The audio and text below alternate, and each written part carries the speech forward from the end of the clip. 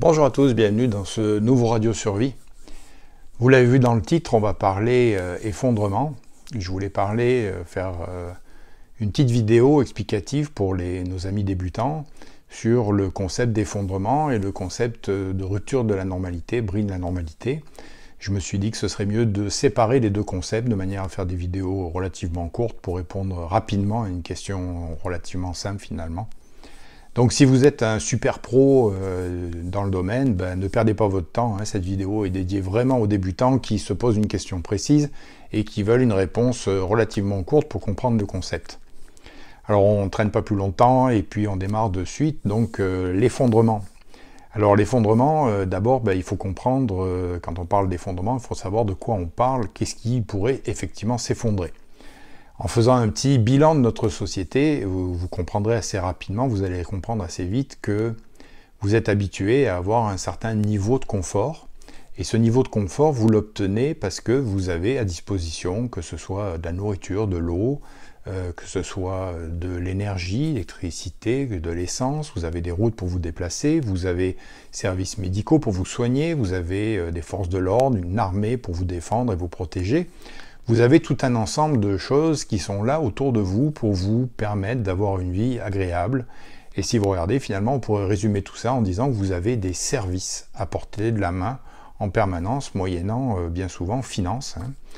Donc finalement, ce confort que vous connaissez, qu'on connaît tous, ou du moins qu'on essaie tous de connaître, est basé uniquement sur le service. C'est qu'il y a forcément quelqu'un quelque part qui travaille pour votre qualité de vie, quelqu'un ou quelque chose pour votre qualité de vie, que ce soit en vous fournissant de l'électricité ou en vous approvisionnant le magasin où vous allez acheter vos spaghettis. Donc ces services auxquels vous êtes habitué, si tout d'un coup ils venaient à disparaître, alors ils peuvent disparaître de façon globale, c'est-à-dire la totalité des services peuvent disparaître, comme ça peut être un seul de ces services qui peut tomber, qui peut disparaître, et qui pourrait avoir un espèce d'effet boule de neige qui entraînerait finalement la rupture, l'arrêt des autres services et qui amènerait à ne plus rien avoir finalement de tout ce que vous connaissez habituellement. Dans cette situation-là, on peut commencer à parler d'effondrement, c'est-à-dire qu'à partir du moment où vous n'avez plus accès à aucun des services auxquels vous êtes habitué, pour assurer votre survie, vous allez avoir besoin de gérer vous-même vos besoins, c'est-à-dire de vous fournir vous-même, que ce soit dans tous les domaines auxquels vous étiez habitué d'avoir des services. Donc dans cette situation-là, on peut parler du début d'un effondrement. Maintenant, ce qui va confirmer qu'il s'agit effectivement d'un effondrement, ça va être dans la durée. C'est-à-dire que si on parle d'une journée ou deux, on est plus près du bris de normalité. Maintenant, si on est sur quelque chose qui semble être du long terme, voire du définitif, on peut parler d'effondrement, c'est-à-dire qu'on peut parler de l'effondrement des principes même de notre société et des services de notre société. Alors, en même temps, souvent quand on parle d'effondrement, on a tendance à avoir l'image d'Épinal en mode Mad Max, où tout d'un coup l'entièreté de la planète serait touchée et tout le monde vivrait dans des véhicules en essayant de récupérer de l'essence chez ses voisins. En réalité, l'effondrement peut être localisé. Donc autant je pense que l'effondrement doit être étalé dans le temps, doit être long, sinon on ne peut pas parler d'un effondrement, voire peut-être même définitif. Autant il peut être encore localisé. Alors localisé pas à l'échelle d'un quartier ou d'une ville, mais peut-être à l'échelle d'un pays ou peut-être d'un continent, suite à X événements, que ce soit des événements météorologiques ou que ce soit des événements humains, d'origine humaine. Si par exemple votre pays connaît un épisode de guerre civile qui s'étale pendant des années, on peut parler d'effondrement au niveau de la qualité de vie, au niveau des des styles de vie, des méthodes de vie que vous avez actuellement. Donc l'effondrement n'est pas forcément planétaire, mais il doit être à grande échelle et il doit être à long terme pour être vraiment classé comme un effondrement et non pas un bris de normalité, un bris temporaire des services. Alors maintenant, qu'est-ce qui pourrait causer ce genre d'effondrement? Qu'est-ce qui pourrait être à l'origine? Alors évidemment, on pense aux grands phénomènes qu'on nous annonce régulièrement, les météorites géantes qui vont nous tomber sur le coin du nez, on nous parle d'éruptions volcaniques, on nous parle d'éruptions solaires aussi, on nous parle de beaucoup de choses. Donc là, tout ça, on pourrait le classer dans une partie, on va dire, indépendante de notre volonté, une partie météorologique, astronomique, etc., où là, effectivement, les choses peuvent arriver demain matin, avec une ampleur qui part de presque rien à quelque chose d'énorme, qui pourrait toucher un pays, voire un continent, voire l'entièreté de la planète.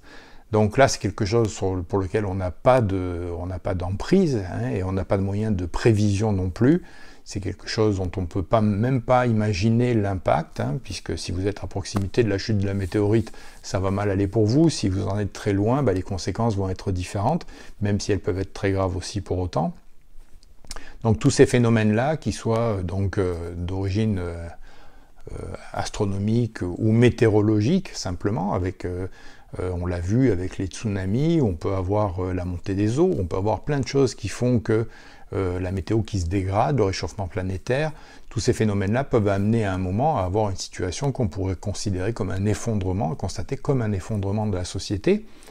Et puis vient après derrière l'activité humaine aussi, même si on participe au réchauffement de la planète très largement. L'activité humaine qui nous mène, comme on l'a dit, avec une guerre civile, mais qui peut nous amener économiquement aussi à avoir une société de plus en plus divisée, avec des gens de plus en plus riches et des gens de plus en plus pauvres, jusqu'au moment où la surpopulation, jusqu'au moment où tout ça va exploser. Donc, et à ce moment-là, on pourrait se retrouver dans une situation où la survie ne se fera plus comme on l'entend aujourd'hui, mais vraiment l'arme à la main et de façon très dure. Donc ce type d'effondrement, c'est un effondrement beaucoup plus lent hein, par rapport à la météorite, c'est quelque chose qui est peut-être déjà en cours, et c'est quelque chose qui, à terme, amènerait au même résultat, et qui ne serait pas forcément définitif non plus, puisqu'il amènerait peut-être à réviser les fondements de notre société, de la façon dont on vit ensemble. Voilà, donc ce type d'effondrement, à mon sens, puisqu'il est bon de toujours donner sa prévision, j'ai un peu de mal avec les chaînes qui vous annoncent la fin du monde dans 15 jours ou qui vous expliquent ce qui va se passer cette année, avec des trucs très précis en vous disant que l'effondrement aura lieu en octobre l'année prochaine. Pour ma part, je dirais qu'en dehors des phénomènes météorologiques, des phénomènes astronomiques qui peuvent nous arriver sur le coin du nez demain matin et mettre à plat complètement notre société, je crois que notre société, notre modèle de société va vers un certain déclin.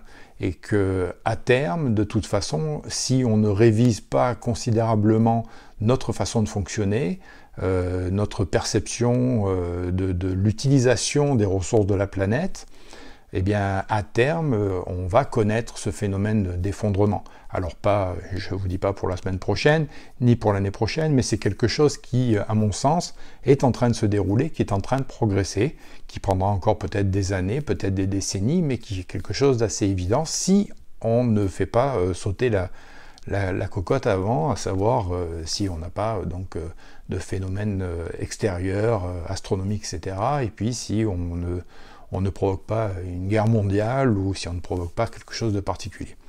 Voilà, donc ça c'est à mon sens l'effondrement qui est en cours, qui n'incite pas forcément à la panique. Hein. Au contraire, c'est un effondrement cette situation d'effondrement, à mon sens, vous permet de vous dire que vous avez le temps, vous avez la possibilité d'acquérir des connaissances, d'avoir du matériel, de développer une certaine expertise pour être capable, vous, de pallier au fur et à mesure que cette société risque, je dis bien risque, hein, ça reste hypothétique, mais risque éventuellement de s'enfoncer, sans parler de s'effondrer, mais va peut-être aller en s'enfonçant de plus en plus, vous allez pouvoir compenser avec des méthodes qui vont vous permettre donc de subvenir à vos besoins de façon de plus en plus autonome en cherchant une certaine indépendance. Maintenant, on n'est pas à l'abri d'avoir quelque chose de beaucoup plus brutal et beaucoup plus rapide, et à ce moment-là, comme je vous l'ai dit tout à l'heure, l'effondrement, c'est réellement si la situation touche une grande partie de la population, que ce soit à l'échelle d'un pays ou d'un continent, et qu'elle dure un certain temps. Voilà, donc c'est pas plus long que ça. On va faire un deuxième radio-survie donc sur la rupture de la normalité, qui est complètement différent de la notion d'effondrement. Je vous rappelle juste une chose, c'est que ces risques d'effondrement sont perceptibles très tôt.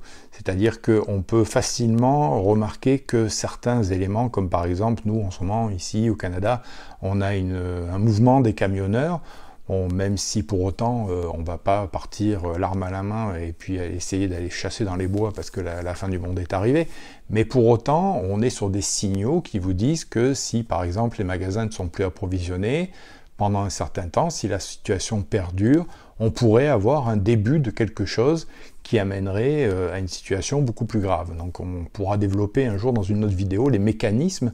Mais ce type d'effondrement, c'est des effondrements avec des signaux, j'en ai déjà parlé sur Patreon assez largement, c'est des signaux auxquels on doit être attentif, et on se rend compte que notre société, qui nous paraît extrêmement bien organisée, et puis qui semble être là depuis toujours, et qui nous semble être éternelle, elle est finalement extrêmement fragile, et qu'elle peut tomber demain à la suite de quelque chose d'assez anodin en apparence, mais qui pourrait avoir un effet boule de neige et entraîner des choses beaucoup plus catastrophiques.